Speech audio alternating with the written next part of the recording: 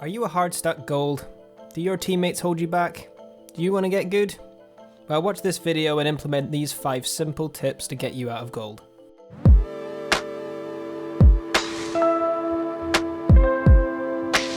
Before we get started guys, just a quick reminder that if you like this content and want to see more, please hit the like and subscribe buttons as it really helps to see which of my videos people enjoy. And just quickly, if you want to come and chat with me anytime, please feel free to join me on any of my Twitch streams. There's a link to that in the description below. But now, on with the good stuff.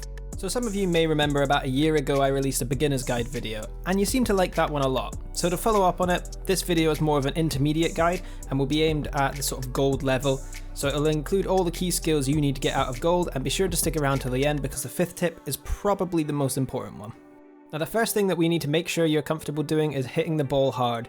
I've gone over this in another video before, which I'll put in a card in the top right of your screen now, and some of you might already have the concept of a power shot down, so if you do, skip ahead to this timestamp to continue with the rest of the tutorial. If not, continue watching and find out how to make the most of your ball striking. Ouch! Basically, what you want to be doing is hitting the ball with the nose of your car immediately after the bounce to get the most power. Utilizing a flip through this hit can help you gain that extra bit of control on your hit as well. A good way to train this action of striking the ball hard is to go into the All-Star Aerial Training Pack and just waiting for that ball to come to you and bounce on the ground before you strike it. And then as you're striking it, of course, you want to be hitting it with the nose and then flipping through it to generate that full power and control. Another way of generating great power on a shot is to approach the ball from an angle slightly opposing the direction of travel and then turning into the ball as you hit it.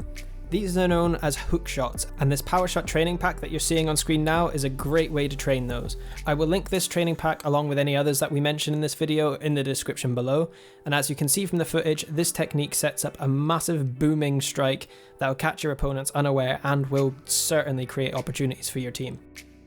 The same concept of hitting the ball with your nose applies in your aerials too. When you go up for an aerial, try to make sure that you make contact with your nose if you're wanting to generate the most power. You can increase this power on this hit by air rolling through your hit as well, especially if you don't have your flip left. Which of course, if you didn't know, you only have 1.5 seconds to use your flip from your initial jump. Next up, you need to start working on getting some consistency to your aerials. A lot of your practice in aerials will simply come down to a great deal of trial and error. But when thinking about your approach to aerials, what you'll need to do is visualize the arc that the ball is traveling through the air, and then you just pick a spot along that arc where you and the ball will meet, and that is the point you need to aim for. The in-game aerial training pack is a great tool for your aerial practice in this technique, but I'll also link a couple of my favorite training packs to train aerials from in the description below. Now you'll notice during my aerials that I'm getting to the ball nice and quickly. This is because I am doing what's known as a fast aerial, and it's really useful skill to learn, and I would recommend learning this now rather than later because trying to change your aerial technique later is a bit of a faff, so make sure to learn it as soon as possible anyway. The best way to fast aerial is to hold your analog stick back or pressing S on the keyboard stick, and yes, I'm just aware that I just said keyboard stick. Just make sure you're leaning back prior to your first jump, and then once you've got your nose facing upwards at around a 45-degree angle, release that input and then use your second jump. Make sure you release that input first, or otherwise you are going to suffer from backflips. This is the fastest way to aerial and is the easiest way to become consistent in your aerials too. The third tip in this guide is quite an important one. A lot of players that I see in gold are quite apprehensive when it comes to driving on the wall. And this means if you can start utilizing the wall, you're getting an advantage over your opponents. What I suggest you do to practice your wall play is to head into free play and just start hitting the ball towards that little bottom part of the wall where it meets the ground, then just follow the ball up as it rolls up and then just hit it away from the wall again. Do this from all parts of the pitch, including above your goal, and you'll start to understand the ball and the car's movement on the wall, and you'll start to feel a lot more comfortable. Once you start getting a little bit more comfortable with this, then you can move on to jumping off the wall to hit the ball. What I would recommend you practice for this is a couple of training packs that I will also link in the description below. The first one is called Wall Shots by Poquito, and it's probably one of the best training packs ever made. It teaches you a wide range of shots from the wall, and it's just insanely useful. The clips that you're seeing on screen now are from that training pack. The next one we're going to suggest you use is Aerial Off Wall by Wheelchair in parentheses LFLegs. This one is filled with floating balls that you just have to jump off the wall to reach. These 2 training packs are absolutely guaranteed to make you a better player. Learning to dribble the ball is a really useful skill in Rocket League. It teaches you how to slow down play and bait opponents in just to get the ball around them and unlock defenses. Keeping the ball nice and close to you on a dribble puts you in an ultimate power position. There are many tutorials out there on how to dribble and stuff like that, so I'm not going to go into great detail because you can find them anywhere else, but the one that I used to learn to dribble was this one by Chronovi. I'll link that one in the description below as well, and if I can I'll put a card in the top right of your screen. As a basic guide to dribbling, what you want to be doing, just pop the ball on top of your car. You just want to hit the ball softly to pop it up and then just boost to get yourself underneath. Once you've got yourself underneath the ball, the most important thing is that you try and keep your car in the middle of this white circle on the ground. If the ball starts to lean to the right, you will see your car on the left hand side of the circle, which means that you need to try and turn in towards the center again to keep that ball on your roof. Utilising free play and driving over the boost pads is an excellent way to train your dribbling, and what I would highly recommend as well is to get into the pillars map and start practicing your dribbling around the pillars in a figure of 8 motion to try and get yourself used to the idea of turning whilst the ball's on the roof of your car. Of course, if you're on PC and you have access to the Steam Workshop, or if you've done the workaround to get this on the Epic Games client, then you could also use the Dribble Challenge map, which is also really useful in learning how to dribble.